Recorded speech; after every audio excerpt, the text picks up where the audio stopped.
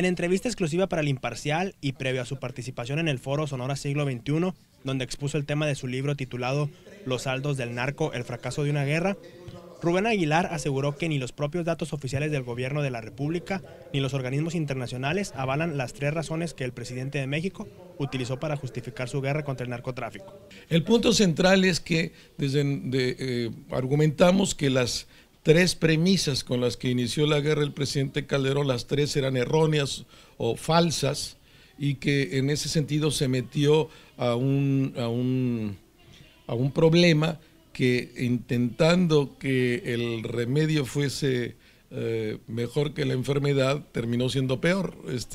Y en ese sentido se produjeron una serie de efectos colaterales mucho más graves de los que se suponía que se iba a resolver, que básicamente eran 3 los elementos de la premisa.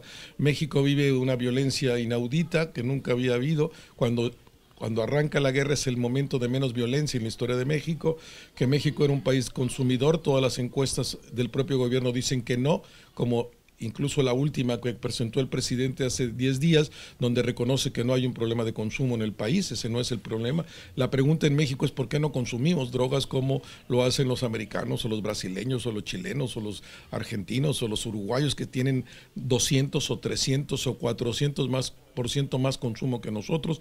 Y la otra, que era que las estructuras del Estado estaban más penetradas que nunca. Todo mundo te dice que era el momento de menor penetración. Precisamente la llegada del gobierno de Fox rompe una serie de nexos que había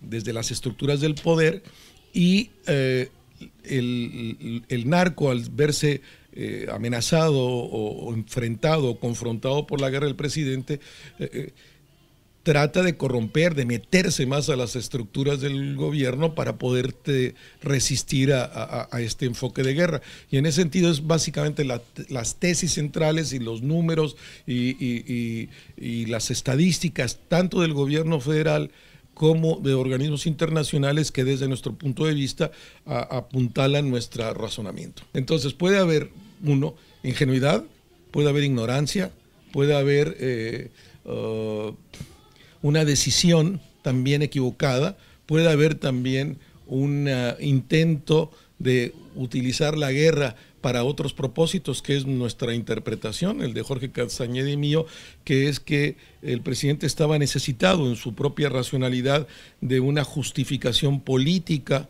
después de que su elección era muy cuestionada por un sector importante de la sociedad. Yo estoy absolutamente convencido que el presidente Calderón ganó legal y legítimamente la elección, con una diferencia corta, pero ganó. Errónea, una estrategia totalmente fallida contra el crimen organizado, es la que empleó el presidente Felipe Calderón durante todo su sexenio, y es el pueblo de México el que está sufriendo las consecuencias. Esto lo comentó el analista político Rubén Aguilar Valenzuela. Fracaso, absoluto fracaso.